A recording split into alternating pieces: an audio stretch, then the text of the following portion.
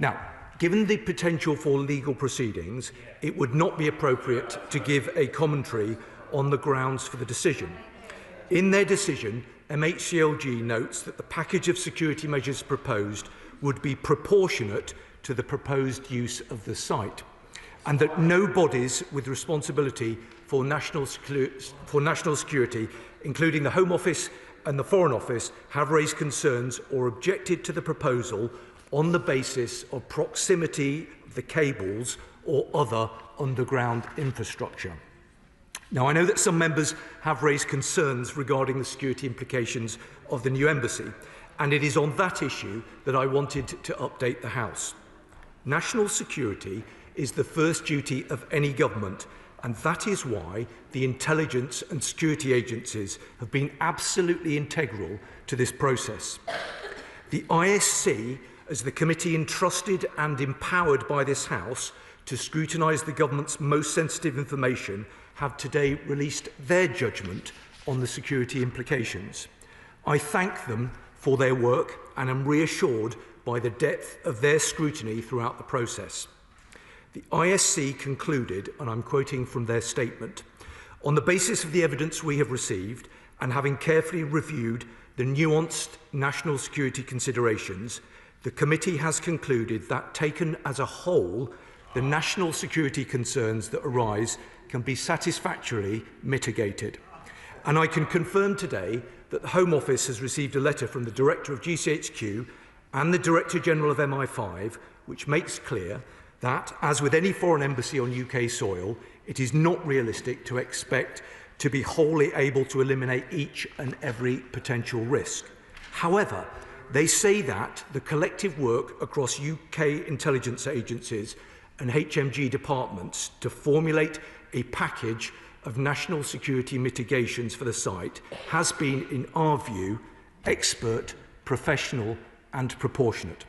They judge that the package of mitigations deals acceptably with a wide range of sensitive national security issues, including cabling, and indeed they note that there are clear security advantages from the consolidation. Clear security advantages. Now, our security services have over a century of experience managing security matters related to foreign embassies on UK soil. This government and the last have been aware of the potential for a new embassy at this site since the Chinese government completed the purchase in 2018. The issues that continue to be raised in the media reports are not new to the government or the intelligence community, and an extensive range of measures have been developed to protect national security. We have acted to increase the resilience of cables in the area through an extensive series of measures to protect sensitive data. And I can confirm that, contrary to reporting, the government had seen the unredacted plans for the embassy. And this government has agreed with China that the publicly accessible forecourt on the embassy grounds will not have diplomatic immunity, managing the risk to the public. Based on all of this and our extensive work on this matter, I am content that any risks are being appropriately managed. But let me be clear, the bill also brings clear national security advantages. Following extensive negotiations led by this government, the Chinese government has agreed to consolidate its 7 current sites in London into one site. That is why, following deep scrutiny by security officials, the government has been able to conclude that we can manage the security concerns related to the embassy. Whilst there are those who have, and no doubt continue to have, concerns about this embassy, it is a fundamental and normal part of international relations that countries agree to establish embassies in each other's capitals. Whilst some would stick their heads in the sand and ignore the obvious need to engage, this government is engaging with China confidently and pragmatically, recognising the complexity of the world as it is and challenging them where we need to. Because for our security, our economy and our climate, China matters. And to be clear, this is not a question of balancing economic and security considerations. We don't trade off security for economic access. Now, of course, we recognise that China poses a series of threats to UK national security, from cyber attacks, foreign interference and espionage targeting our democratic institutions, to the transnational repression of Hong Kongers, and, of course, China's support for Russia's illegal invasion of Ukraine. That's why I announced a package in November to protect our national security, which set out the range of the work the government is taking forward to strengthen the security of our democracy against the threat from foreign interference and espionage. It's also why, for example, in December 2025, the UK sanctioned 2 China-based companies that have carried out cyber attacks against the UK and its allies. And it's why we have completed work to remove Chinese-made surveillance equipment from sensitive sites. It is why the UK has sanctioned 50 Chinese companies under the Russia sanctions regulations as part of our efforts to take action against entities operating in third countries over economic and military support for Russia. And it's why I will be hosting a closed event in February with Vice-Chancellors to discuss the risks posed by foreign interference from a range of states and to signpost our plans to further increase the sector's resilience. But taking a robust approach to our national security does also include engaging with China. Under the previous government, engagement with China had ground to a halt. This made us no safer. Indeed, it is only through engagement that we can directly challenge China on its malicious activity. And by taking tough steps to keep us secure, we enable ourselves to cooperate in other areas, including in pursuit of safe economic opportunities which are in the UK's interest, but also in areas like organised immigration crime, narcotics trafficking, and serious organised crime. This is what our allies do, and this is what we're doing. Delivering for the public, putting more money in their pockets, and keeping them safe through hard-headed, risk-based engagement with the world's most consequential powers. Now, Madam Deputy Speaker, I am grateful to Right Honourable and Honourable Members for their ongoing attention that they give to protecting the UK's security. China has and will continue to pose threats to our national security. But following detailed consideration of all possible risks around this new embassy by expert officials across government, I am assured that the UK's national security is protected. Let me assure this House and the country upholding national security is the first duty of government, and we will continue to take all measures necessary to defeat these threats. I commend this statement to the House. Shadow Home Secretary Chris Philp. Thank you, Madam Deputy Speaker. Let us be in no doubt about the threat China poses. MI5 has warned that Chinese intelligence is actively trying to disrupt our democracy. Bounties have been placed on the heads of Hong Kong campaigners. Members of this House have been directly spied on by China. China actively supports Russia's illegal invasion of Ukraine, and China is infiltrating universities and businesses to acquire sensitive technology, as well as stealing it directly. Yet this government has failed again and again to take the action needed. This government failed to place China in the enhanced tier of the Foreign Influence Registration Scheme. This government failed to properly support the case against 2 men accused of spying for China on MPs in this House. And now they have shamefully approved plans for a Chinese super embassy. Despite everything China has done on our soil, China has been rewarded with exactly what they want: a super embassy that will be a base for espionage, not just in the UK, but likely across Europe as well. The government has capitulated to Chinese demands. The Prime Minister himself said to President Xi at the G20 in November 2024, and I quote, "You raised the Chinese embassy building in London when we spoke on the telephone. We have since taken action by calling in that application." In other words, the Prime Minister did precisely what President Xi told him to do, and then he faithfully reported back afterwards. This decision has serious implications. Last week, The Telegraph published plans showing 208 secret rooms and a hidden chamber just 1 metre from critical data cables. Our economy depends on those cables. So what assurance can the Minister give that those cables will be secure from Chinese interference? Now, in paragraph 97 of his decision notice, the Secretary of State who made the decision admits that he had not himself even seen unredacted plans before making his decision. So how can he possibly have assessed the risk himself as the decision maker without having seen those plans? The Secretary of State also admits at paragraph 13 that he did not follow our suggestion to hold sections 321 closed hearings to take evidence. Once again, how could the Secretary of State possibly have taken this decision in an informed way without having personally assessed the risk? And, Madam Deputy Speaker, it gets worse because paragraph 8.63 onwards of the Inspector's report admits that China can legally refuse to allow UK authorities to inspect the building during or after construction. So we're going to have no idea what they're actually building in there in any event. Now, the Minister references the ISC. He says that someone in government has seen unredacted plans, although we know that was not the decision maker, the Secretary of State. So can I ask, have the ISC seen those unredacted plans? Because it has been suggested to me that they have not seen those unredacted plans. The ISC say the risks can be mitigated, but mere mitigation is not enough. Mitigation entails only a partial exclusion of risk, and nothing is said about how to manage future developments in China's capabilities, developments we cannot anticipate today. The ISC also says, and the Minister for some reason forgot to quote this, but they also say the government process was not robust enough. They say it lacked clarity on national security. The ISC say the key reports lack the necessary detail.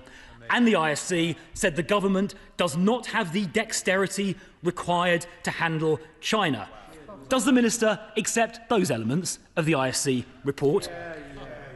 And others share those concerns. A US government source was recently quoted saying the UK had, quote, downplayed the risks. The White House last week was reported to be, quote, deeply concerned. And the US House China Committee chair says that he opposes these plans on the grounds Americans' data may be at risk. Does the Minister agree with our American allies? Madam Deputy Speaker, it is clear this decision is timed shortly before a planned trip by the Prime Minister to China. He apparently intends to seek some kind of economic deal with China in order to fix the mess he and the Chancellor have created here, with jobs down and unemployment up since the election. From its timing and from President Xi's clear demands, this planning consent appears linked to the Prime Minister's imminent visit and linked to the economic deal. It seems clear to me that they are trading national security for economic links, and this is a shameless capitulation to China's demands. China is spying on us, it is subverting our democracy, it is repressing people on our soil, and it is stealing our technology. Isn't the truth this? In those circumstances, giving them what they want is simply the wrong thing to do. Before I call the Minister, can I gently remind shadow ministers and spokesmen that there is a time limit which the honourable gentleman exceeded somewhat. Minister. Thank you, Madam Deputy Speaker. I listened very carefully to what the Shadow Home Secretary had to say. There was a glaring gap in his analysis, and he didn't seem to want to have to say anything about the level of challenge that we inherited from the previous government in terms of the lay-down of the diplomatic estate. He didn't want to accept that, as with other countries, there is a degree of risk which has to be managed. And I explained very carefully and made sure that he had the opportunity to come in this morning for a briefing. And I was at pains to stress in my opening remarks that whilst, of course, balanced views have to be taken about these things, there are national security advantages to the proposals that have been agreed. Now, I know that he and honourable members opposite don't want to agree with that, but I think it is important that we debate the right honourable gentleman says it's nonsense. No, he's absolutely entitled to his opinion, as is this government. And I hope that he takes the opportunity to look very carefully at what the Director Generals of MI5 and GCHQ have to say. I also say to the right honourable gentleman, and to some but not all members opposite, that actually this is also a moment, hopefully, where we could have discussed these things in a sort of sensible and reasonable way, and that's how we should approach matters relating to national security. But also, I don't think it would be such a bad thing for a bit of humility from some members opposite. Not least because the attack that we heard from the Shadow Home Secretary, the attack that other honourable members have already engaged with, might have actually sort of landed a bit fairer and a bit truer if they hadn't spent 14 years in government, flitting between hot and cold, neither consistent nor credible on what is, after all, one of the most complex geopolitical challenges that we face. The party opposite went from golden age to ice age, from welcoming China with open arms to choosing to disengage almost entirely. And that's with the world's largest nation, who, along with Hong Kong, are our second largest trading partner. Now, it's convenient for some members opposite to forget that it was, of course, Boris Johnson, as Conservative Foreign Secretary in 2018, who granted consent for the Royal Mint site to be used as diplomatic premises. He was proud, and I quote, to welcome the fact that this is China's largest overseas diplomatic investment, Conservative Foreign Secretary.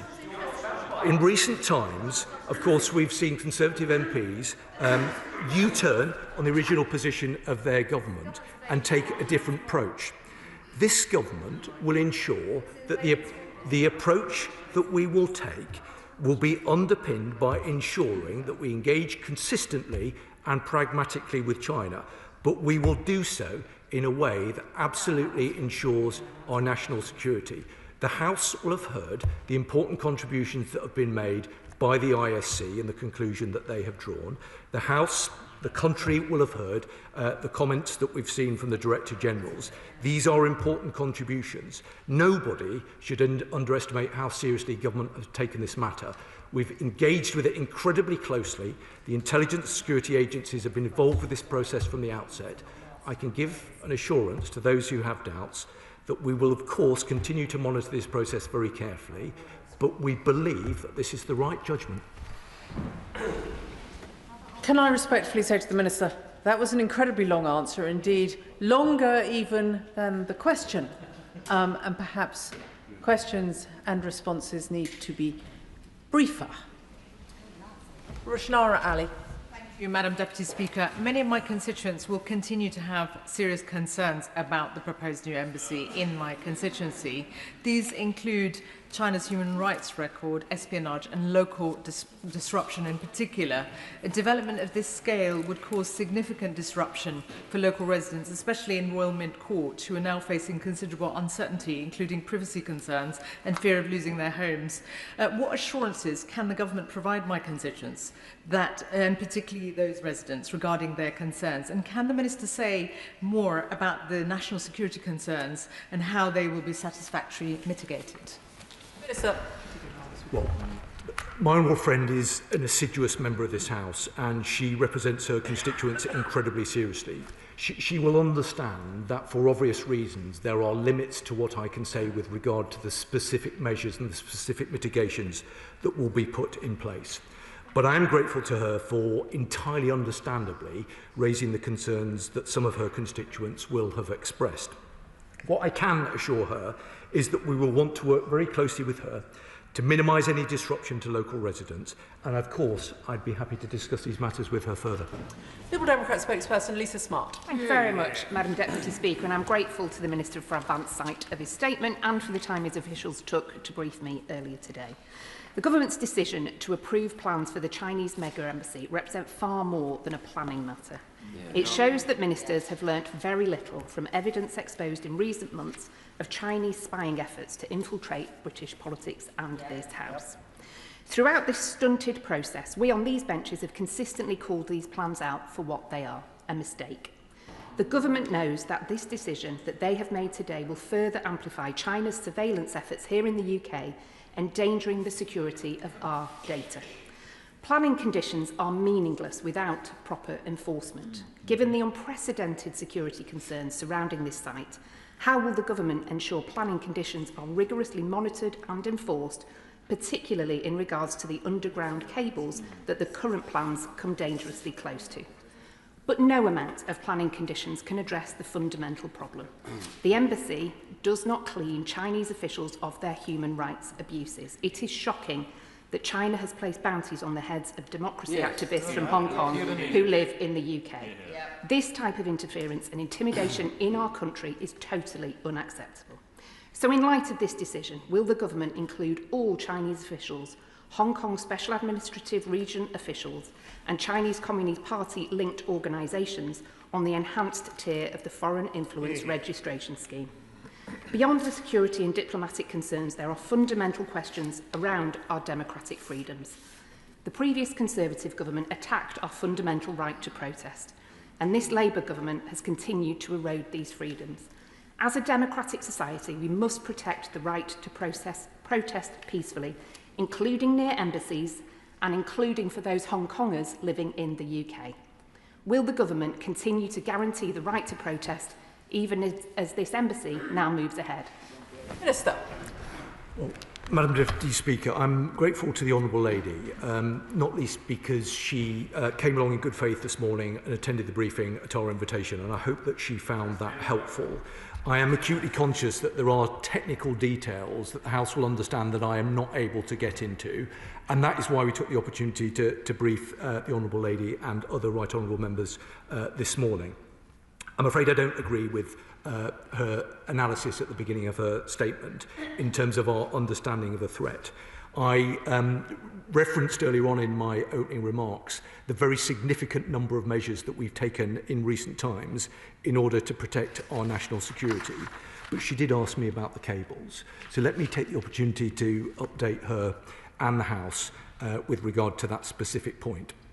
Let me say to her that the allegations that have been much discussed in the media are of course not new to us or to the security agencies. Our intelligence services have scrutinised the plans and an extensive range of measures have been developed and are being implemented to protect national security, including putting in place additional resilience measures to protect sensitive data.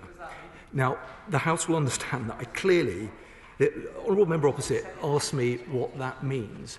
I hope that he will understand that it would be unwise of me to get into the technical detail of the mitigations that we're seeking to put in place. I hope he understands, surely, that the Security Minister isn't able to get into the guts and the detail of precisely what we're going to do. But if he's just patient for...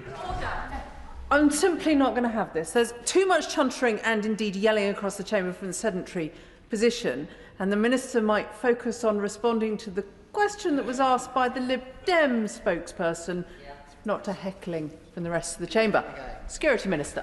I'm grateful to you, Madam Deputy Speaker, that an honourable member opposite did make a point about transparency, and I think it's important I take the opportunity to give as much detail as I am. But it's important for the honourable gentleman over there to understand that as the Security Minister, I can't get into the absolute detail of precisely what we're going to do for what I thought would have been fairly obvious reasons. But let me say to the Honourable Lady that the government has been aware of the potential new embassy proposal since 2018.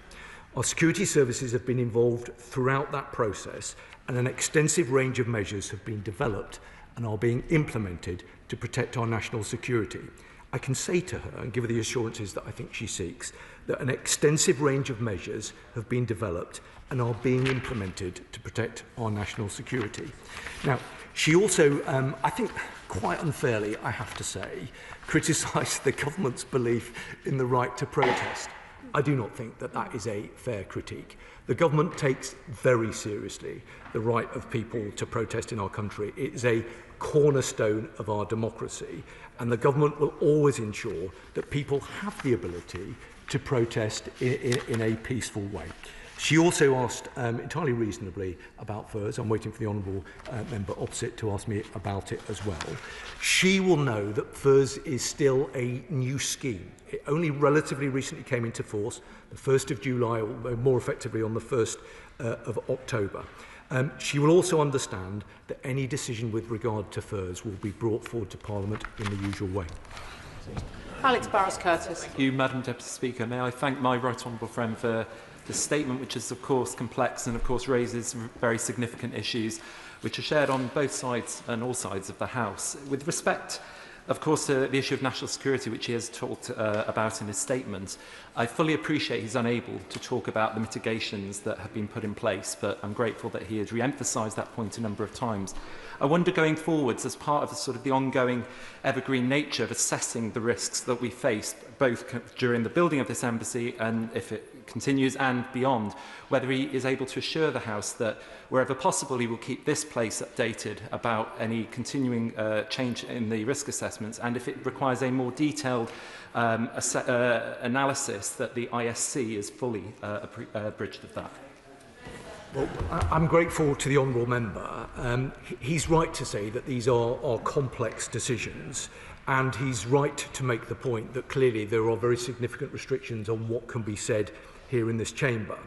I can give him the assurances that he seeks. Ultimately, of course, it is for the Intelligence and Security Committee themselves to decide on whatever particular lines of avenue that they might want to proceed on. But I can say to him that we've given that committee very close assurances of the work that is being done, and they've had access to material in order to take their own view. And I make a commitment to him and to Right Honourable Gentleman sat at the back, who's the Vice Chair of that committee, that we will continue to engage with them in a constructive way.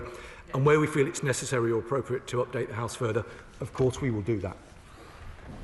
Vice Chair of the ISC, Sir Jeremy Wright. Thank you very much, Madam Deputy Speaker. As you and the House would expect, the Intelligence Security Committee has investigated the security implications of this proposal, specifically whether the intelligence community had sufficient opportunity to feed in any security concerns, and whether ministers had the necessary information on which to base a decision. And if you'll permit me, Madam Deputy Speaker, I want to quote directly from the conclusions we've reached, which represent our unanimous view as a committee.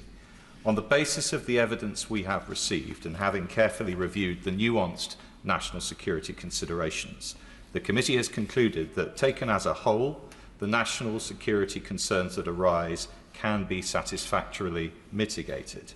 I will say, though, Madam Deputy Speaker, that we have been concerned solely with the national security perspective here, not with the other arguments for or against a new embassy. And if I may say to the Minister, it has proved more difficult than it should have been to get straightforward answers to our basic questions. The process within government does not seem to us to be effectively coordinated, nor as robust as would have been expected.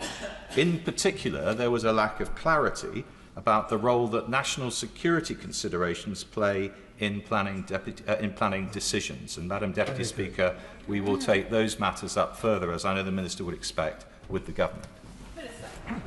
Well, Madam Deputy Speaker, I'm very grateful to the Right Honourable Gentleman and to all members of his committee. Parliament entrusts the ISC to hold government to account, and they are able to do that in a way that other Right Honourable and Honourable members are not able to do. I think the Right Honourable Gentleman made two key points. The first was to share the analysis of the committee with regard to the national security concerns that have been expressed. I hope members on all sides of the House listen very carefully to what he has had to say and look very carefully at the judgment that his committee has arrived at.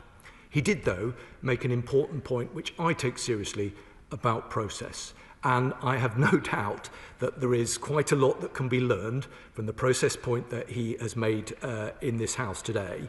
And I am very happy to discuss that with him and his committee to identify what lessons should be learned and make sure that we do things better next time. Derek Twigg. Thank you, Madam Deputy Speaker. Can I just place on record I support completely what the Deputy Chair of the ISC, of which I'm also a member, has just said, and say to the Minister that the process issue is something that needs looking at urgently, because the Deputy Chair was very clear about the problems we faced with that. But can I say to the Minister asking this, that obviously the very important letter today from GCHQ MI5 heads to the Foreign Secretary and the Home Secretary, within that letter it says very clearly the collective work across the UK intelligence agencies and Her Majesty's Government's departments to formulate a package of national security mitigations for the site has been, in our view, expert, professional and proportionate. Would you like to comment on that? Minister. Madam Deputy Speaker, well, I'm grateful to him, and I reiterate the points that I've made about process. I have a huge amount of respect for the committee. I've had the, describe it as the pleasure of appearing in front of them not so long ago. I don't think it's a state secret to make the point that they gave me a pretty tough grilling, and absolutely that's how it should be. But the point he's made about process, I think, is an important one. I think the point that he's made also about the letter from the Director Generals is also important. It is a rare occurrence for Director Generals to make public comment. They are both people who are extremely professional. They are people that I have the pleasure of working with on a regular basis. They are both people of great integrity, and the House and the country should listen very carefully to what they have to say. They have made the point that collectively our security services have 100 years of experience in terms of dealing with the challenges from foreign embassies. That is not to be remotely complacent about the nature of the threat that we face now, because clearly it is very different from how it was in the past. But I think we should listen carefully to what they have to say, be respectful of it, whilst at the same time not being complacent. Sir Julian Lewis. Thank you, Madam Deputy Speaker, and I don't think I'm breaking the Official Secrets Act if I gently point out that when I used to chair the Intelligence and Security Committee, I repeatedly deprecated the use of the word mitigation because it covers such a wide range of sins. But leaving aside security considerations just this once, does the Minister accept, as he should, that this is a colossal propaganda win for totalitarian communist China? And is there any argument which was used in favour of China getting this embassy that wouldn't have carried exactly the same weight if totalitarian imperialist Russia had wanted to buy this building? Would the government have stopped them for doing it? And if they would have done, on what grounds? Well, Madam Deputy Speaker, I'm grateful, as I always am, to the Right Honourable Gentleman. And I genuinely am, because I actually respect the wisdom of someone who's served in this House for many years. The Right Honourable Lady is sort of questioning my gratitude to the Right Honourable Gentleman. I can give her an assurance that I have a huge amount of respect. I am answering the question. I have a huge amount of respect for members who've served for a long period of time, and particularly those who've chaired the ISC. And I think we do need to find a kind of a mechanism in order to ensure that members like the Right Honourable Gentleman have access to some of this information so that they can make informed comment in this House. I take his point, although I don't agree with it, about mitigations. He understands there are limits to what I can say with regard to the mitigations, but I take the point that he's made. In terms of his substantive point, I don't agree with him. I don't accept that this is a win, not least because I could not have been clearer about the importance of the consolidation of the estate. The government has reached an agreement with China that the existing diplomatic footprint in London will be reduced in size from 7 diplomatic sites to 1. I'm not sure that kind of constitutes a particularly big win in my book, not least it is a statement of truth, and I think it undermines the argument that he's made. Mark Sewards. Thank you, Madam Deputy Speaker. Even if we accept that the national security concerns of this new embassy have been mitigated, as evidenced by the letters from security agencies today, and even if we accept that consolidating these 7 current properties that China own into one is a security advantage, that is still cold comfort to the Hong Kongers that I represent in Leeds South Western Morley. They still have to live with transnational repression. In the case of Chloe Chung, she still has to live with a £100,000 bounty on her head. And of course, they now still have to live in fear that this new embassy might become their prison. So can I ask the Security Minister, what assurances can he give Hong Kongers in my constituency, indeed the UK, that they will be protected from the ever-lengthening arm of the CCP? Minister. Well, Madam Deputy Speaker, I don't accept the basis of the argument that my honourable friend has made, and I think he would be well advised to place more emphasis on the point about consolidation, because I'm confident that that will deliver meaningful operational benefits, and that's a point that's been agreed by the security experts. But let me find what I hope is an important point of consensus, and that is to be absolutely clear about how unacceptable it is for China or for any other nation for that matter to seek to persecute individuals who are resident here in the United Kingdom. The government takes these matters incredibly seriously. That's why, through the Defending Democracy Task Force, which I chair, we've completed a very significantly extensive piece of work looking into transnational repression. There are a number of actions that have come from that piece of work which have been rooted right across government. We take it incredibly seriously. I myself have met with a number of people who've been the victim of TNR, and it is, as I say, completely unacceptable for China or anyone to persecute people in this country. But I would just ask him just to consider that we're talking about a proposal that will deliver an embassy for China at some point in the future. What I have to do and what the government has to do with deal with the level of threat as it is. And I'm confident, given the point about consolidation, that actually this is a proposal that we will be able to work in the national interests of our country and all of the people who live here. Father of the House, Sir Edward Lee. Whilst I associate myself with the wider security concerns, will the Minister forgive me if I raise a narrow point? And he knows what I'm going to ask, because I've asked this twice already and not had an answer. The correspondence between the government and the Chinese reveals that the medieval monastery on the site, an important monastery called Eastminster rather than Westminster, where we are, will remain on inviolable Chinese territory. And any UK citizens visiting it will have to be frisked, and they will be effectively in China. What reassurance can the Minister give to those who have bounties on their head, raised by the Honourable Gentleman opposite, or my right honourable friend, the member for Chingford, who's been sanctioned by the state? What reassurances can the Minister give that UK citizens visiting their own heritage would not be in danger by going on this site? Minister. Well, I'm grateful to the Father of the House. He's consistently made this point. This is at least the third time that I've heard him raise it. I hope he will have heard the point I made. I looked at him purposefully earlier on when I made a point specifically about the question that he's raised. But let me take the opportunity to say that the issues that he reflected upon, the bounties, this is completely unacceptable behaviour, and the government will not stand for it. The specific point that he raised is one that I've looked very carefully at, and I reflected a response to it earlier in my statement. Peter Swallow. Thank you, Madam Deputy Speaker. I had been sceptical about this new embassy, but I do take the points made by members from the Intelligence and Security Committee here today, as well as the advice, the response from GCHQ and MI5. I also, of course, have to listen to my own constituents, including the Bracknell Forest Hong Kong community, who tell me that they are concerned about the ongoing transnational repression that they are experiencing. My right honourable friend has already talked a lot about the work that the government has already done. Will he commit to continuing to engage with the Hong Kong community so that we can make sure that we continue to adapt our response to the emerging threats that they experience?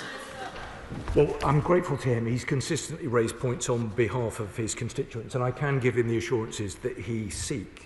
Let me say to him and the House that we condemn the Hong Kong police's efforts to coerce, intimidate, harass and harm those living in the UK and overseas.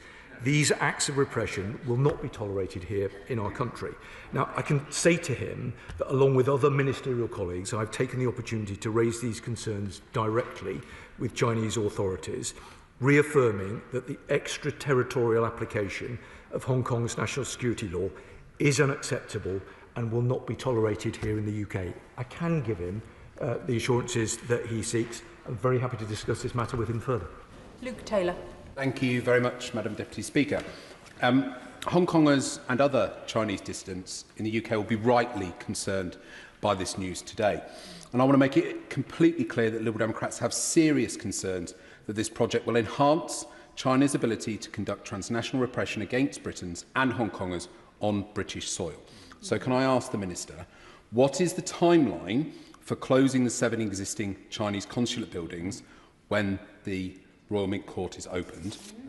Will the government publish the 2018 note verbal confirming the embassy was contingent on planning approval, ensuring the government did not prejudge the application? And finally, paragraph 62 of the Secretary of State permission letter states that lawful embassy use of the site would give no worry of interference with the sensitive cabling that runs adjacent to the secret basement rooms. After China's proven record of unlawful espionage against MPs, British institutions, does the Minister agree that this is a catastrophic misjudgment and that we have no hope of our laws being observed by the Chinese Communist Party? When questions run to 2 pages and take a minute, perhaps members might think about cutting them down slightly. Minister. Madam Deputy Speaker, well, the honourable gentleman has expressed an opinion, and he's entirely within his rights to do that. But I hope he understands that I'm also entirely within my rights to point out to him that the opinion that he has expressed is not one that is backed up by the intelligence services and by the security agencies who've looked incredibly carefully at the detail of the proposal. He states boldly that this new proposed embassy site will deliver an additional capability to China over and above what they currently have. But I make to him again the point about consolidation and the point about the security advantages that we think will be accrued by this proposal. In terms of the points around timeline, I hope he understands that I'm not going to get into that today, not least because I have to be incredibly careful what I say, given the potential likelihood of further legal proceedings. But I'm very happy to discuss these matters with him and his colleagues on his benches further. Alex Sobel. Thank you.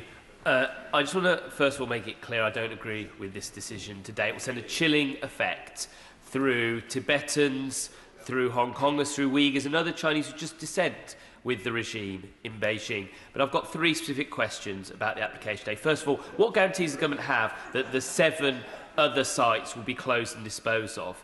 Will the new site be built by British construction companies hiring workers in the usual way, or by Chinese construction companies bringing in their own labour? And what forms of building inspection control will be present during and after the construction? My honourable friend has got a very long and proud track record in this particular area, and I listened very carefully to what he has to say. He'll forgive me if I disagree with his analysis of the chilling effect of this, not least given the points about consolidation and the security advantage. He's asked about the 7 sites, and let me give him and the House an absolute assurance that that is part of the deal that has been agreed with China. The deal is that the existing diplomatic footprint within London, the 7 diplomatic sites, will be consolidated into this individual site. In terms of the precise details around construction and other activities, I know that he will understand that there are agreed procedures with regard to these kind of activities. I think there was a point earlier on about the relationship with the United States and the concerns that they might have expressed, which I don't recognise. But it is useful to note that China built a new embassy in the United States not so long ago. So this is not a particularly uncommon occurrence. But I give him assurance that we'll keep a very close eye on the points that he makes. Sir Ian Duncan-Smith. Mr. Speaker, I say gently to the right honourable gentleman that I raise these issues as a sanctioned individual. Not only I'm sanctioned, my whole family is sanctioned. I have been trolled by operatives from the security service of China, and I am under constant regard by them all the way through. So I say this in a way on the basis of that. And I simply ask him this. When the Secretary of State issued his letter, he did give this quote, which was given earlier on, that this concern about cable should not present a problem for a lawful embassy use. Nothing about the Chinese is lawful here in the United Kingdom. Is it lawful for them to attack Hong Kongers who have fled here? Is it lawful for the pop-up police stations that go on pulling them in? Is it lawful for them to actually make sure that bounties are placed on their heads? Is it lawful for them to be asking British citizens sitting next door to Hong Kongers to bring them into the embassy so they may collect their bounty? These are all unlawful acts. The truth is, this Chinese embassy, with its 200 extra staff, will increase that. Every single place that China has had more people in its embassy. Transnational repression has increased. Doesn't he agree with that? Yeah. Minister. Well, Madam Deputy Speaker, try though I might, there was never going to be a scenario where I would be able to satisfy the right honourable gentleman today in terms of what I've been able to say. He and I have exchanged on these matters on many occasions, and it is completely intolerable and unacceptable that he and members of his family have been sanctioned, and he knows the government's position with regard to that. He mentioned the issue of law.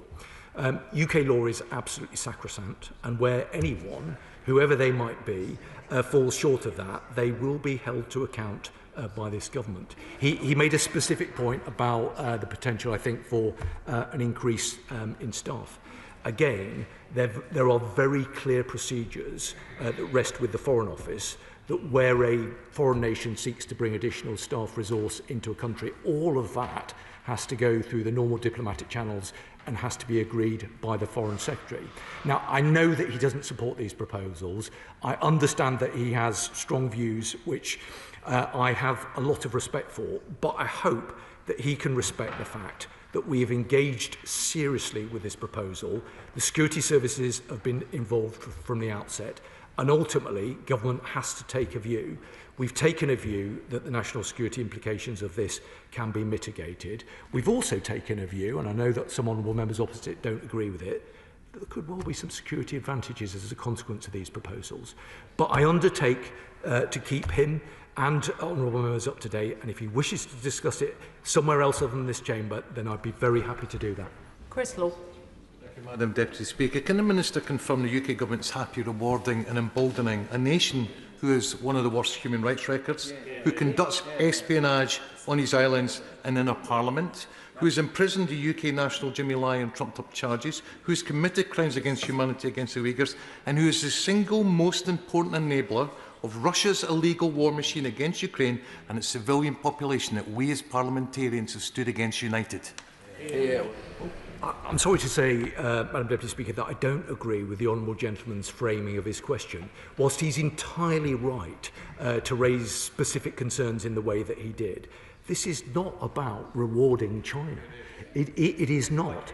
It is about the importance of engaging confidently and pragmatically in a way that will enable us to take up opportunities where they present themselves and where it is in our national security. And as I made clear from my earlier remarks, that isn't just about economic cooperation. There are other areas where we do need to cooperate with China. I referenced three in my opening comments, including on organised immigration crime, serious organised crime, and on narcotics trafficking. These are important areas where we do need to work with China.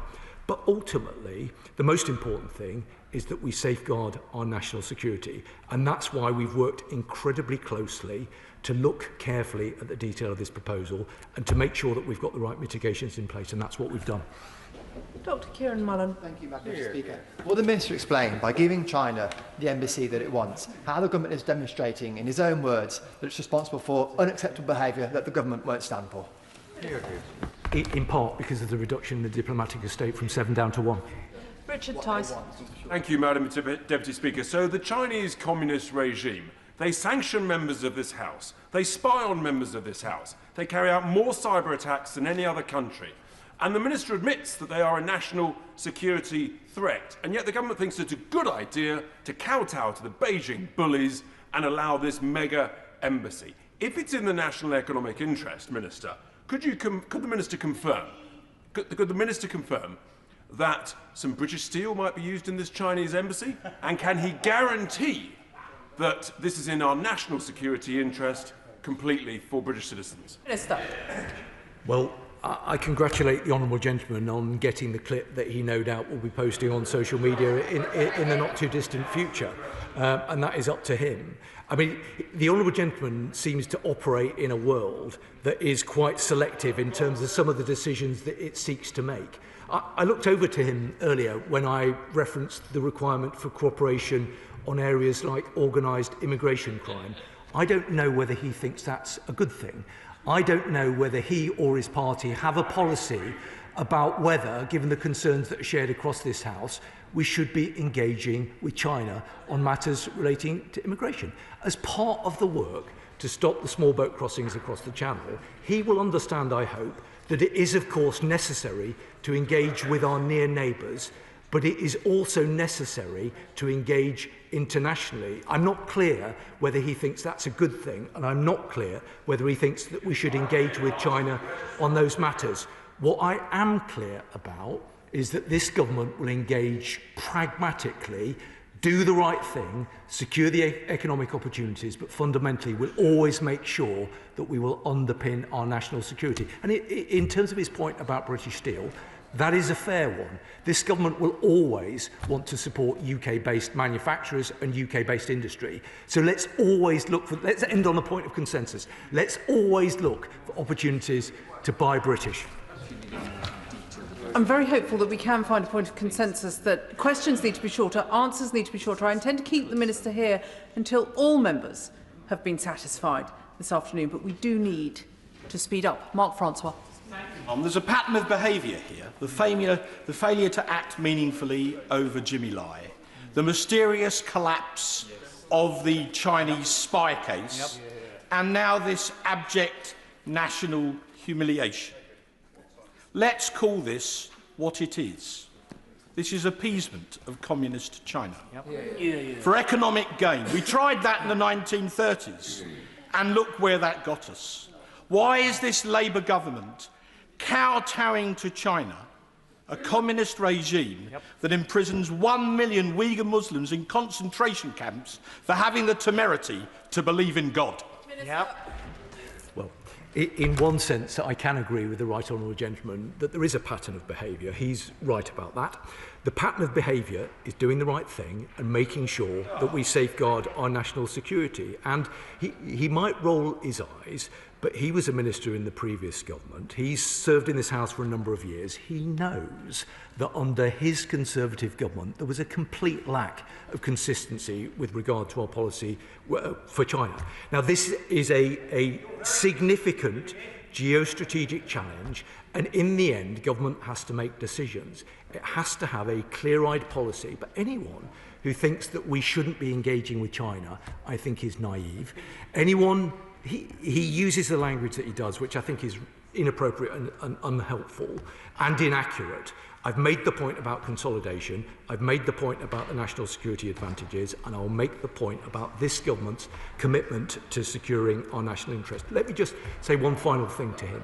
He's right to raise the case of Jimmy Lai. He knows the government's clear commitment that Jimmy Lai should be released immediately. Steve Barclay. Madam Deputy Speaker, does the Minister believe that the approval of this mega Chinese embassy makes the British people safer? Minister. Well, the right honourable gentleman is very experienced from his own time in government, and he will know that difficult decisions have to be made. But it is my judgment, ultimately, this is the right way to proceed, that we do have to engage with China for the reasons that I've explained, but ultimately, nothing will prevent this government from ensuring our national security. And that's why we've progressed this proposal incredibly carefully, and that's why we've made sure that we've got the right mitigations in place. Colin Lockhart. Deputy Speaker, last week I made it clear that any hostile intelligence service would struggle to find a better location for espionage than the now approved mega Chinese embassy. What assessment has now been made of the risk that this site could be used for surveillance, intimidation or coercion of critics of the oppressive communist regime living in the UK, and how the government justify a decision that is both shameful and reckless in the disregard for national security? Well, I'm grateful to her for the points that she's made, but I would just say to her, of course, we're already dealing with those challenges. There are some honourable members who seem to think that we don't have to mitigate and manage those risks at the moment. We do. There are those, and it's an entirely reasonable position if people want to take it, who think that the situation could get worse with the agreement of this embassy. But as I've tried to explain, because of the mitigations that we have put in place and because of the consolidation of the diplomatic estate, There are clear national security advantages as a consequence of this proposal. She doesn't perhaps agree now, but I hope she understands that the government takes these matters incredibly seriously and will do everything that we can to safeguard our national security. Sir Desmond Swain. China is notoriously transactional in its international relations. So what do we get in return?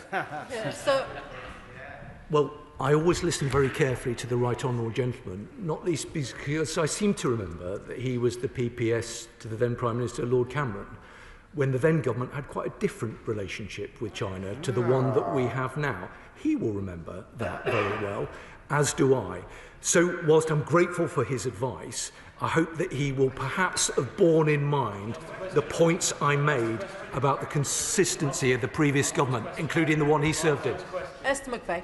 Thank you, Madam Deputy Speaker. In light of what you said, I do hope you see this as a short question, and I do hope I get a short answer.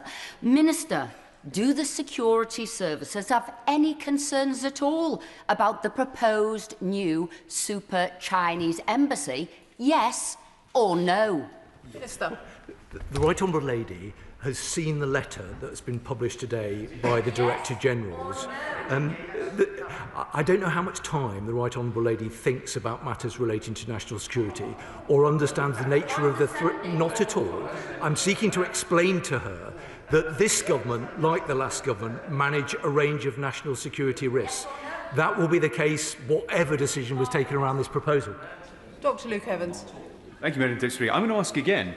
Does this make the British public safer? Yes, or no? Minister. Fundamentally, government is there to make the British people safer. And for the reasons I've explained, I'm confident that from a national security perspective, this is the right decision. Jim Allister.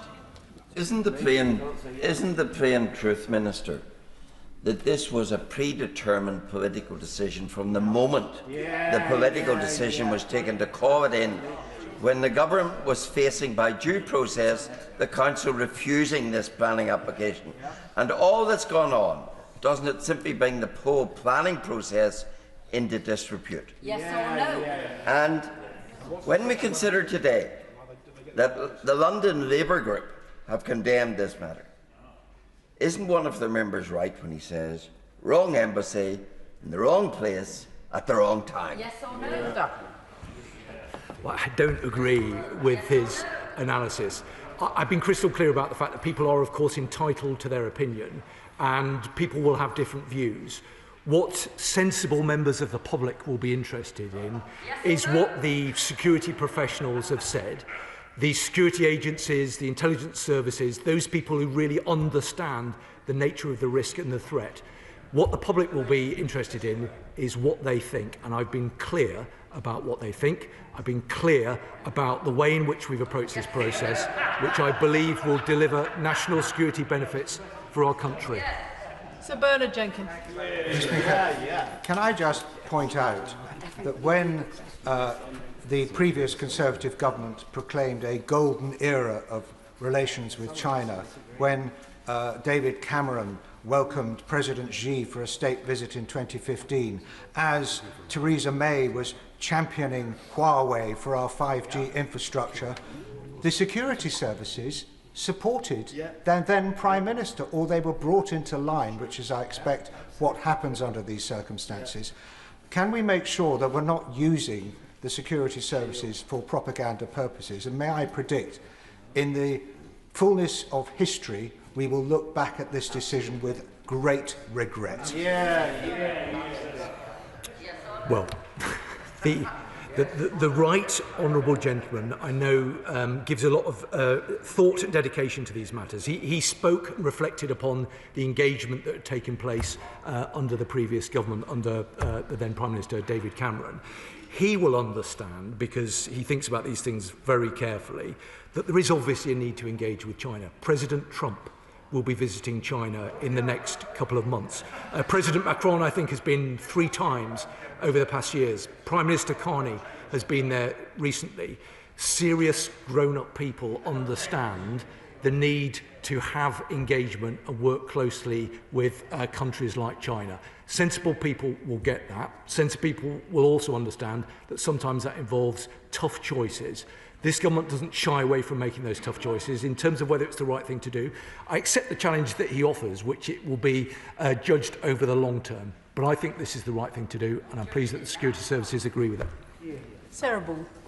Deputy Speaker. The Minister says that China continues to pose a risk, and yet the government today welcomed this Trojan horse of an embassy into the heart of our capital. Consolidation helps them, not us, and planning conditions deal with the establishment, but not the actual real use inside in the years to come. So I ask again, it's been asked many a time before, are the British people safer as a result of this embassy? Yes or no? Minister. I don't agree with her analysis with regard to consolidation. This government will always work to make sure that the British public are safer. That is our job. That is our abiding mission. It is the first responsibility of government. And I'm confident that the decision that's been taken, with the mitigations in place, will deliver good national security outcomes for our country. John Lamont. Thank you very much. The government's decision to approve China's spy embassy is utterly wrong and puts national security at risk. But now the embassy has been approved, if, or rather when, we get evidence that China is using this embassy for surveillance, torture or other inappropriate means, will the government guarantee to close that embassy? Yes or no? Well, as with any embassy, both in this country, and of course let's not be naive about the fact that Britain has embassies right around the country. The Vienna Convention The Vienna Convention lays down the way in which different governments should behave with regard to the conduct of their diplomatic presences. Of course, we take our responsibilities very seriously under the Vienna Convention, and we expect every other country, including China, to do the same. Obviously, Jackie. Deputy Speaker. The Minister will be pleased to know I'm not going to ask him about furs. But he did quote extensively from this weighty tome of a planning application, or planning approval rather. He said, the Secretary of State notes that no bodies with responsibility for national security, including the Home Office and FCDO, have raised concerns. But he didn't mention that it goes on to say that the Secretary of State considers that the lack of objection from these bodies on this issue carries significant weight. Now, given that extensive measures had to be put in place to protect sensitive data, can you explain why neither the Home Office nor the FCDO put in any objections to the proximity of the data cables and their vulnerability? And if I may, on the issue of the consolidation of the consular buildings, last week the government informed me that it has no record of how many properties within London, or within the UK in fact, are owned by the Chinese state. And therefore, in terms of consolidating consular buildings, how will they keep track on other buildings that are used unofficially by the Chinese state? Well, Madam Deputy Speaker, I'm disappointed that the honourable gentleman hasn't asked me about furs, because I've got a very good response for him, which I won't be able to give him now. But he's not quite right to say that I quoted extensively from the planning document. I didn't at all. I referenced it only very fleetingly and then explained why that was the case. His key point was around the points that have been brought forward by the Home Office and the Foreign Office. No specific objections were raised by both of those government departments, because both of those government departments had satisfied themselves that the mitigations could be put in place to safeguard against the risk that might be faced. That's the reason. Can I thank the Minister for his answers this afternoon? Point of order, Richard Holden. Thank you very much indeed, Madam Deputy Speaker. On a point of order, I raised in written parliamentary question 967 when I asked the Department of Health and Social Care to publish training modules and guidance related to first cousin marriage and genetic risk. The Government Minister replied that these materials existed but would not be published to this House or more widely. In written parliamentary question 102-870, I asked the Minister if he would place those training modules again in the Library of the House of Commons, and the Minister said there were no plans to do so. This is astonishing, since that answer came after a Freedom of Information request to NHS England, which had already placed those very documents in the public domain. Can you advise me, Madam Deputy Speaker, on how a Minister might come to this House and explain why, yet again, Parliament has been denied information that was in fact releasable, as you have warned against on many occasions? Can I thank the honourable member for the advance notice of his point of order? He will know that as Chair I am not responsible for the answers that ministers give to written parliamentary questions, though he might also know that the Procedure Committee is currently holding an inquiry into this very issue, and I would encourage him to provide evidence and to raise his concerns with that committee, which brings us to the 10-minute rule motion. Shawkat Adam. Thank you, Madam Deputy Speaker. I beg to move that leave be given to bring in a bill to make provision about the detection, treatment and monitoring of glaucoma by optometrists in England, and to make provision about the full integration of optometry and ophthalmology services for the purpose of glaucoma care in England and for connected purposes. I would also like to refer the members to my register of interest as a practicing NHS optometrist, and I would like to begin by thanking the Minister for being here for this valuable debate. As a practicing optometrist for many years, one of the hard takes of the role is this, that during a routine eye examination, one detects a condition that will forever change that person who is sitting in my chair's life, and the patient is blissfully unaware of it. Because that's exactly what glaucoma does. It changes lives quietly and often without warning. Glaucoma is known as a thief of sight, and for a very good reason. Glaucoma damages the optic nerve at the back of the eye, with each nerve fibre representing a different point in the visual field. And because the loss begins in the peripheral vision, people often don't realise that anything is wrong until it's too late. So if members would like a glimpse of what an advanced glaucoma sufferer sees, could I ask them to just cover one eye completely and with the other eye look through an aperture created by your hands and touch your fingertips to your palms. And as the condition progresses, the aperture gets smaller, smaller and smaller until eventually nothing is left. Now imagine trying to navigate a busy high street, to cross a road, or even simply move safely around one's own home. This isn't simply theoretical. Let me give you just two very brief but very real examples from my experience. A woman who on two separate occasions, whilst driving, her car was hit by another car from the side before she finally came in for an eye test, unaware that there was a problem because she could see the number plate, she could see road signs perfectly clearly, but what she couldn't see was the side of her vision eroding. Oh, and secondly, a heartbreaking experience for me when a pensioner with a handbag packed with what looked like her life savings, cash in hand, explaining that she will spend whatever it takes if I could just give her a pair of glasses that would allow her to see her two loves. One was her love of painting, and the other was her love of her grandchildren. Unfortunately, no amount of money would be able to restore her sight, as glaucoma, as well as being silent, is usually irreversible. Glaucoma, in fact, is the leading cause of preventable blindness in the UK. Over 700,000 people are affected. And what is even more concerning is that more than half of them are undiagnosed. That's 350,000 people walking around, driving around, not knowing. This could be any one of us, someone we love, or someone we work with, as was with the case of a previous member of this House, Paul Tyler, a former Lib Dem member who was not diagnosed until a routine eye test. In its early stages, glaucoma rarely has symptoms, and there are rarely any warning signs, just a silent, slow theft. By the time it's noticed, the damage is usually permanent, and the loss has far-reaching consequences. People lose not only their sight, but also their independence, the ability to drive, read, cook, or even leave their house. Falls increase, isolation grows, and then comes the emotional and mental health impacts, fear, depression, and loss of identity. Furthermore, with an ageing population, we are facing a growing crisis. Glaucoma cases are expected to dramatically rise in the next coming decades. With a growth rate that outstrips the ageing population, a study from 2017 suggested that over the next 20 years, glaucoma cases would rise by 44%. That's hundreds of thousands of more people needing care, follow-up and support. And I fear that data will prove to be an underestimate.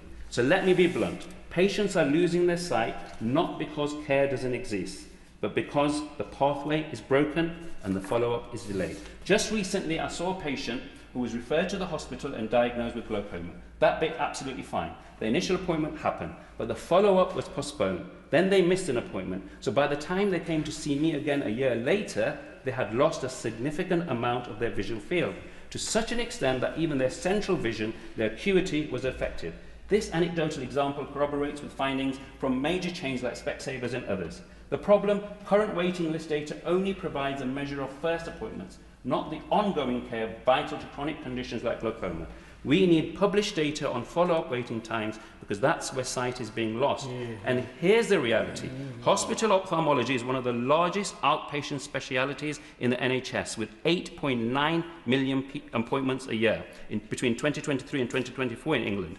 It is estimated that glaucoma care accounts for about 20% of all hospital eye service appointments, with around 1 million visits annually across England alone.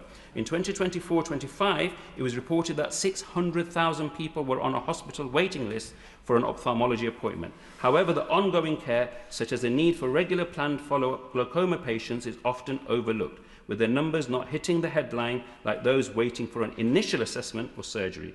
NHS hospitals cannot carry this load alone. Thankfully, Minister, this is where the government's own NHS 10-year plan, and in particular its ambition to shift care out of hospitals and into community and to focus on prevention, not sickness, closely aligns with the transformation needed in glaucoma care.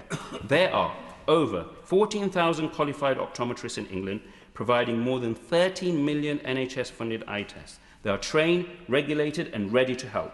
Community glaucoma services led by appropriately qualified optometrists with appropriate approved equipment have already demonstrated the ability to reduce hospital appointment referrals by up to 71%. If implemented nationally alongside an optometry-based glaucoma monitoring service, it may be possible to release 300,000 hospital appointments every year.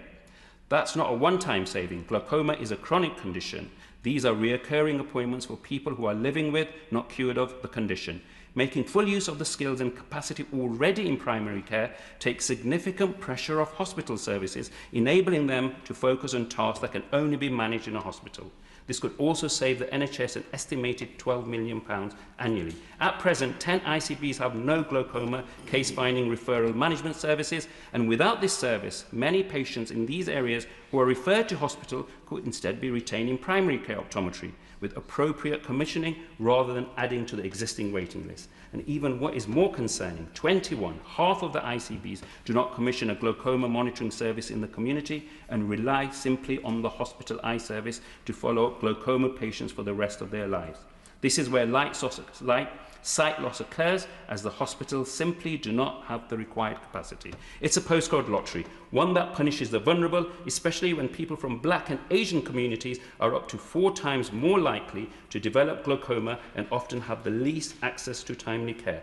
As opposed to Wales and Scotland, where a shared care service for glaucoma is commissioned by every health board, optometry-led and properly integrated between primary care optometry and ophthalmology. And often the approach of NHS commissioners in England is hospital-led. The recent draft Getting It Right First Time model, developed with minimal input from primary care optometry, risks reinforcing England's hospital-led approach and undermining the government's own ambition to shift care from hospitals to the community. We are also seeing worrying behaviour at the ICB level, with several ICBs removing the limited community glaucoma services they had in place to make short-term savings. This is extremely myopic. Given ongoing financial pressures on ICBs, we do not expect individual ICBs to make significant progress in commissioning optometry-led glaucoma pathways that fully integrate optometry and ophthalmology without clear direction from the government. The total cost of visual impairment in the UK is now estimated to be £26.5 billion, set to rise to £33.5 billion by 2032. Glaucoma alone accounts for £750 million of it, and this is just not a cost to the NHS, but also the cost of lost productivity, informal care and diminished quality of life. This is a silent epidemic, but it is not inevitable. So what am I asking for? What can be done to begin to tackle this silent epidemic?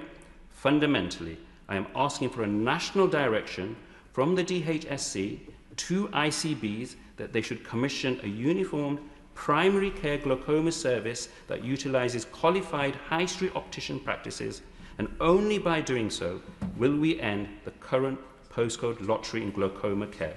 We already know what works, we already have the workforce, and we already have the technology. We now need clear direction and a political will. Thank you. The question is that the honourable member have leave to bring in the bill. As many as of that opinion say aye. Aye. Of the contrary, no. I think the ayes have it. The ayes have it. Who will prepare and bring in the bill? Marsha de Cordova, Jim Shannon, Brian Lasham, Jeremy Corbyn, Ayub Khan, Iqbal Mohammed, Mr Adnan Hussain, Paulette Hamilton, Mark Pritchard, and Adrian Ramsey, and myself. Shaukat Adam.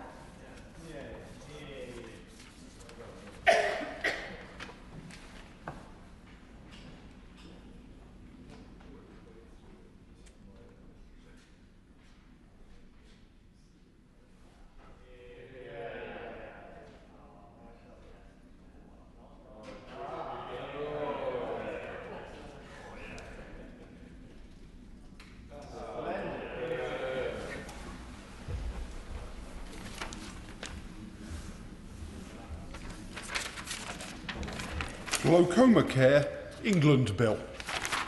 Second reading what day? Friday, 13th of March 2026. Friday, the 13th of March 2026.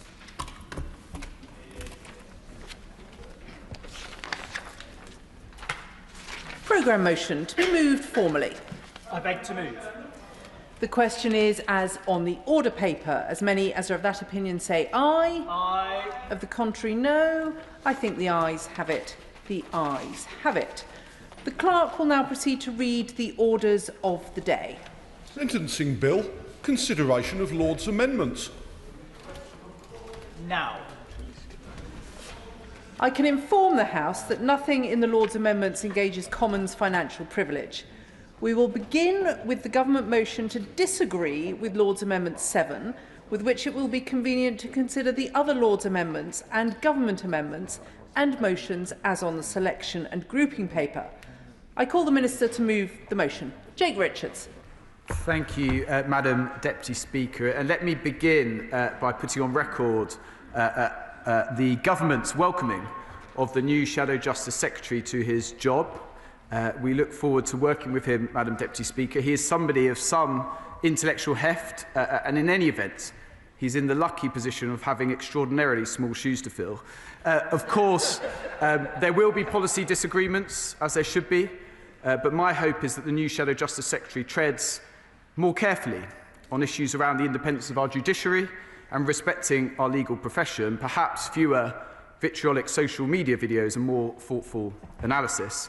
And as for the member for Newark, Madam Deputy Speaker, or as he likes to call himself, the new sheriff in town, we welcome that the inevitable has now happened, confirming the fact that reform is little more than a backwater for failed Tory politicians with an ego. And Madam Deputy Speaker, just briefly, I spent 5 minutes I'll never get back, reading the memo the former Shadow Justice Secretary left lying about. It says, and I quote, "Use humour, one of your best skills. Don't be afraid to be self-effacing or have a laugh."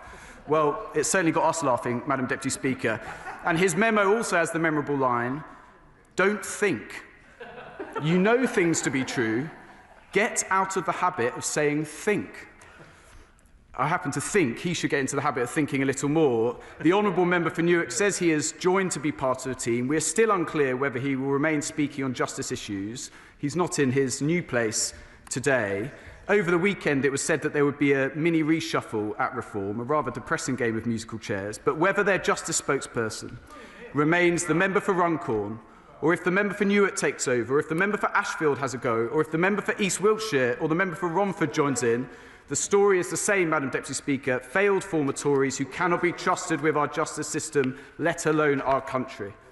Now, Madam Deputy Speaker, this bill will make sure that we are never again in the position that this government inherited. Prisons at risk of running out of places entirely, leaving us with nowhere to put dangerous offenders, police without the capacity to make arrests, courts unable to hold trials, and a breakdown of law and order unlike anything we have seen in modern times. That's why this bill is vital. It does not kick the can down the road. It does not shy away from making tough decisions to keep the public safe. Instead, it will end the cycle of crisis once and for all. And it does more than this. Absolutely. I thank the Minister for given way. He's given a powerful speech. He will recognise this is a bill that's of huge concern to residents of my constituency of Harlow, because obviously many of those who are waiting for justice to be served, they're victims of crime who are waiting years for their the person that's caused that offence to actually see a trial. So will you agree with me? It's really important this government gets on top of this backlog and gets people in front of courts as quickly as possible. Absolutely, and my humble friend is a fine champion of this agenda, but also, of course, for his constituents in Harlow. And as he knows, this bill does more than just fixing the crisis we inherit. It will confront reoffending, keeping our communities safe. And Madam Deputy Speaker, as my right honourable friend, the Deputy Prime Minister, set out in the very first debate on the bill in this House, it takes us back to the fundamental purpose of sentencing: punishment that works. Punishment that works for victims who deserve to see perpetrators face retribution. Punishment that works for society, which wants criminals to return less dangerous, not more. And punishment that works to prevent crime. We want better citizens, not better criminals. That is what will deliver safer streets and protection from crime. This bill will restore the confidence of victims in the criminal justice system. And let me reiterate that nothing is worse for victims than prisons running out of places and crimes going without punishment, which is the situation we inherited when we came into government in the summer of 2024. Yes. Madam Deputy Speaker, can I thank the Minister for giving way, and the Minister has outlined very clearly what the Government and the Minister in particular is trying to achieve. There are some perceptions by the general public that certainly indicated in the press and the media that they feel that maybe the Government's going to be a bit soft on those who carry out crimes. But in the rehabilitative structure, which I am very much in favour of, and which I think maybe the Minister is in favour of as well, can he outline, please, what will be done to enable those, when they leave prison, to be rehabilitated and to ensure that they don't reoffend? Because the rise in numbers of those who reoffend is incredibly worrying. I welcome the Right Honourable Member's intervention. I'll be setting out in the course of this speech and more generally what this government is doing to ensure that we can increase rehabilitation and crack down on reoffending. But I would just say gently to the honourable gentleman, he states that there is a suggestion that this bill is somehow soft on crime. By the end of this Parliament, there will be more offenders in prison than ever before. So I completely reject that assertion. Briefly, Madam Deputy Speaker, I just want to pay tribute to the campaigners that have informed large parts of this piece of legislation and the amendments that we're discussing today. We are introducing tough restriction zones that limit the movement of offenders instead of limiting the movement of victims. These new restriction zones, which will be given to the most serious offenders on licence and can be imposed by a court, will pin any offender down to a specific location to ensure that the victims can move freely elsewhere. This was campaigned for by the founders of the Joanna Simpson Foundation, Diana Parks and Hetty Barkworth-Nanton. Once again, I pay tribute to them and to all of those who have campaigned for this crucial change. And Clause 6 of this bill introduces a new judicial finding of domestic abuse in sentencing, which enables probation to identify abusers early, to track patterns of behaviour and to put safeguards in place. On this, I must pay tribute to the Liberal Democrats in particular, and in particular the Honourable Member for Eastbourne, for his tireless campaigning and willingness to work across party to deliver this. I know that all parties opposite support this crucial change. It is worth remembering more generally, Madam Deputy Speaker, that this legislation was carefully drafted as a result of an independent sentencing review led by the former Conservative Justice Secretary David Gork. I again take this opportunity. Great man, they're saying. They're voting against every single one of his proposals, Madam Deputy Speaker, but there we go. I take this opportunity to thank him again for all his work. It was a thorough, comprehensive and excellent piece of work. We are determined to ensure that the bill receives royal assent as soon as possible. There is an urgency to this process. And let me also remind the House that alongside this legislation, this government is building prison places at a faster rate than ever before. In our first year, we opened nearly 2,500 new places, and we are on track to add 14,000 by 2031.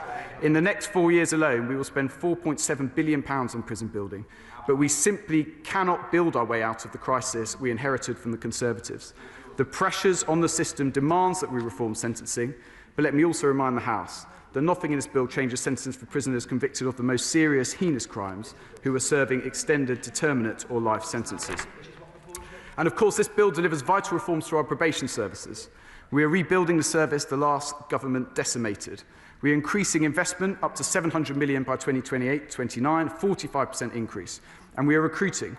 We hired 1,000 trainee probation officers in our first year, and we're on track for 1,300 more this year. At this point, I want to pay tribute to all the hard-working probation officers in our country. They deserve full credit for what they do, and it has been important for us to find the extra resources to put into this service to grow the numbers and the support available. Absolutely. In government, the party opposite oversaw a disastrous privatisation of probation, which ended in a £500 million bailout by taxpayers.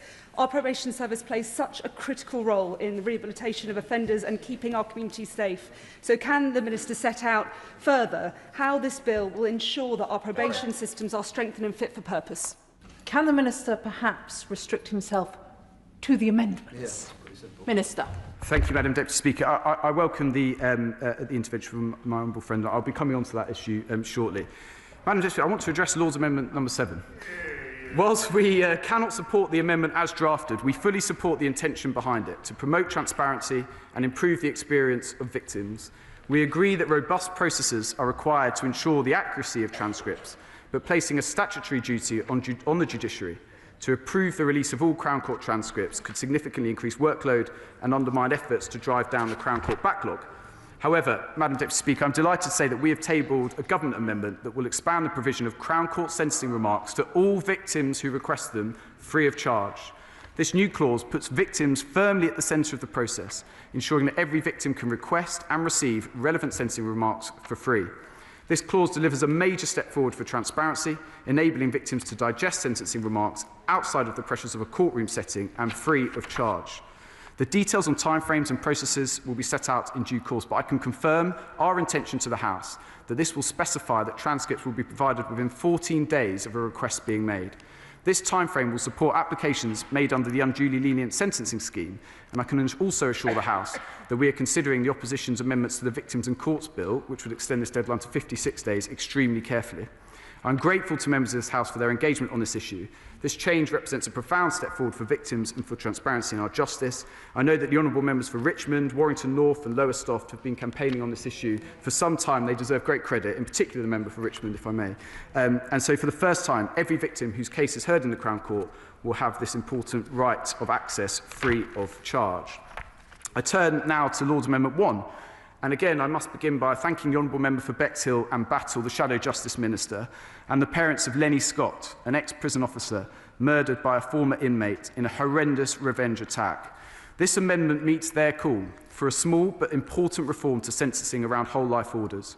We recognise the unique and dangerous job that police, prison and probation officers do. They perform a distinctive role with routine contact with dangerous offenders. We want to ensure, Madam Deputy Speaker, that the exceptional seriousness of murders that are motivated by their important work, which strike at the heart of the rule of law, are expressly recognised in the sentencing framework for murder. Will the Minister give way? Yes, of course. I thank the Minister for giving way. A comment often made to me and my colleagues when I was policing, as soon as I left the police station in full uniform, I was a sitting target every single day. Does the Minister agree that the mandatory whole life sentence is proposed for those who murder police officers, prison officers and probation officers sends a clear and unequivocal message that they will be met with the harshest and most serious penalties on offer to the courts? Absolutely, and I thank my humble friend for his service and his contribution and his support for this amendment. As I said when I had the great privilege of meeting Lenny's parents last week with the Shadow Justice Minister and Lord Timpson in the other place, it's not just about the technical mischief that this amendment solves, because thankfully these cases are few and far between. It is about sending a signal to the brilliant prison officers and probation officers that the work they do is respected by people in this place, in the country at large, and that we can make this small change as part of this legislation, I hope, goes some way to doing that. And indeed, I've met prison officers since we've announced this change who have intimated their gratitude to Lenny Scott's parents in particular and to this place for hopefully making this change. And that's very welcome indeed. I want now to move, if I may, Madam Deputy Speaker, to the amendments 2 to 5, which relate to Sentencing Council. Through these, we have sought to help clarify what is expected from the Lord Chancellor and the Lady Chief Justice when considering any approval requests from the Sentencing Council for its business plans and sentencing guidelines. Broadly speaking, these amendments do three things. First, if the Lord Chancellor decided not to approve a business plan, Amendment 2 requires them to notify the Council. It also requires them to lay a document before Parliament as soon as practicable, stating the reasons for that decision. Amendments 3 and 4 make similar provisions under different guises. Secondly, we want to make it clear that there is a very high bar that must be met for any guidelines to be rejected. Amendments 4 and 5 therefore provide that guidelines can only be rejected when this is necessary to maintain public confidence in the justice system. Finally, we have set out on the face of the bill that any approval requests from the Council are to be considered as soon as practicable. Taken together, Madam Deputy Speaker, these amendments represent a significant step by the Government to ensure that these approval processes are surrounded by clear safeguards, transparency and accountability. Yes, absolutely. While the Lords have endeavoured to amend the bill in a number of areas, the provisions of Part 4 allowing foreign national offenders to be deported at any time within their sentence is very important to Northern Ireland. Given Article 2 of the Windsor Framework, that assessment has been made of the risk that these offenders will actually not be removed, leaving Northern Ireland with a two-tier system in which foreign criminals benefit from additional EU-derived human rights protections rather than being sent home. Would you commit to meet with myself and a number of my colleagues on this important issue to Northern Ireland? This issue was raised, I think, at second reading and at report stage by one of the honourable member's colleagues. The legal advice that we have received simply states that there is no discrepancy in Northern Ireland. I'm very happy to have a conversation with you and any other colleagues on that. It's clearly only right that these provisions apply also to Northern Ireland as well. Madam Deputy Speaker, this Government is committed to greater transparency on prison and probation capacity and holding current and future governments to account. We have demonstrated this by publishing the first annual statement on prison capacity in December 2024. The 2025 edition will follow shortly. This amendment delivers on that promise by making it a statutory requirement to lay a statement before Parliament each year. Legislating on this duty ensures transparency in the long term and delivers on the Government's commitment to do so. Never again we will be in a situation that this Government inherited, where the previous Government had overlooked prison capacity for 14 years, leading to the crisis that we had to deal with. The Government has also accepted Amendment 12, which removes the clause in the bill that would have introduced the power to publish the names and photographs of those subject to an unpaid work requirement. The purpose of this clause was to increase the visibility of community payback and ensure the public can clearly see justice being delivered. We remain committed to ensuring that local communities can see the benefits of community payback in their area. However, we have listened carefully to the issues raised in both houses concerning this measure, and perhaps more importantly, the concerns raised by our brilliant probation and prison staff on the ground. And after careful consideration, we do not consider it appropriate to proceed any further. We are confident that current delivery of unpaid work, bolstered by wider provisions in this bill, means that unpaid work will continue to be tough and visible without the addition of this specific measure. Finally, Madam Deputy Speaker, we are very pleased to have made further progress on the issue of IPP sentences. We want to do everything we can to support those who are still serving these sentences to progress to the end of their sentence, but we are not willing to undermine public protection. The amendments made in this bill strike that careful balance. The Victims and Prisoners Act 2024 made significant changes to the IPP licence period. The qualifying period for referral to the parole board for consideration of licence termination was reduced. It went from 10 years after first release to 3 years for those serving the IPP sentence and 2 years for those serving the DPP sentence who were convicted when they were under 18.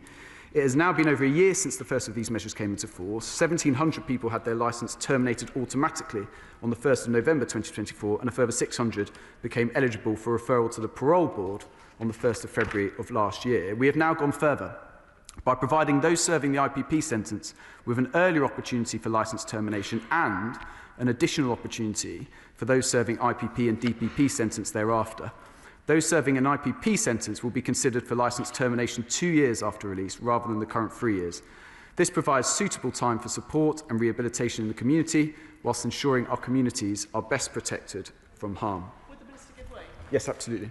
I thank him for giving way, and I welcome the amendments relating to IPP sentences. It's a matter of concern to many across the House. Can the Minister assure the House that changes to IPP licence termination will continue to provide for community rehabilitation whilst protecting communities from harm? And can the Minister also commit to continuing to work to resolve the remaining challenges around these sentences? Absolutely. And my honourable friend, as a member of the Justice Select Committee, always brings thoughtful contribution on justice issues, but in particular IPP. There is that balance that has to be struck between protecting public safety, but also ensuring that there is rehabilitation. The government thinks that this legislation has gone some way to doing that, but there is always room for further review and assessment as we go forward. And I know that Lord Timpson, who's leading on this piece of work for the government, will continue to engage, certainly with the Justice Select Committee on this issue. Madam Deputy Speaker, I'm very grateful for the improvements that have been made to this bill during its passage in the House of Lords, and I hope, in particular with the undertakings I've given on the provision of sentencing transcripts, I hope that all parties will be able to support the government's amendments in lieu of Amendment 7. These represent a major step forward for transparency and for victims, and I beg to move these amendments. The question is that this House disagrees with the Lords in their Amendment 7. I call Shadow Minister Dr Kieran Mullen. Thank you, Madam Deputy Speaker. And as we've heard today, the House is considering amendments made in the other place to the sentencing bill. There is no doubt that our justice system is facing significant challenges. I've always acknowledged this, and during recent debates on a wide range of issues from sentencing to prison capacity to probation to jury trials, there's been cross-party acknowledgement that for decades, across a number of governments of different colours, there hasn't been sufficient investment or political priority given to our justice system. But that should not and must not serve as an excuse for this government to bring forward changes to our justice system that damage it, fail to actually address the challenges before us, and slip through the net changes that elements of the Ministry of Justice have always wanted to do and are simply using the excuse of the current challenges to finally pull off. But that is what we are seeing, both in relation to the proposals on jury trials and even more clearly to the clear detriment of victims in this sentencing bill. I welcome elements of this bill. Some of the examples we'll go on to discuss and the Minister mentioned, for example, the restriction zones, the domestic abuse markers, but these are overwhelmingly outweighed by the fact that the heart of this bill is a catastrophic blow to the victim's search for justice, as it will let out thousands of rapists, paedophiles and seriously violent offenders out of prison earlier. The Minister mentioned in his opening remarks the Independent Sentencing Review, and I'll remind members of this House that the Independent Sentencing Review gave absolutely no consideration whatsoever to what victims and the public would think of the proposals related to sentencing. And actually that report is an insult to victims and their families, and many of them have told me directly. At least during the common stages of this bill, every other party joined the Conservatives in voting against these dangerous proposals, including the Liberal Democrats, and in fact a number of Labour MPs bravely abstained.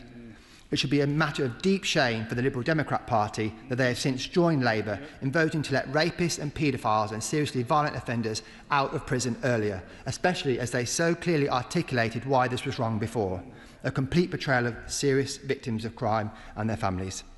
This is likely my final opportunity to say to this House and MPs opposite that I'm confident they will come to regret these elements of the bill and will find it difficult to explain themselves to victims when they see perpetrators of crimes like rape, child sex offences and child grooming leave prison sometimes only after having served a third of their sentence because of their support for these measures. I will do whatever I can to ensure those victims know who made those choices when there were so many other alternatives available to them. But as I do have to accept that this government majority, with the help of the Liberal Democrats, has ended that campaign for now, we should consider the amendments of this bill before the House today. And as I know the public greatly value constructive cross-party work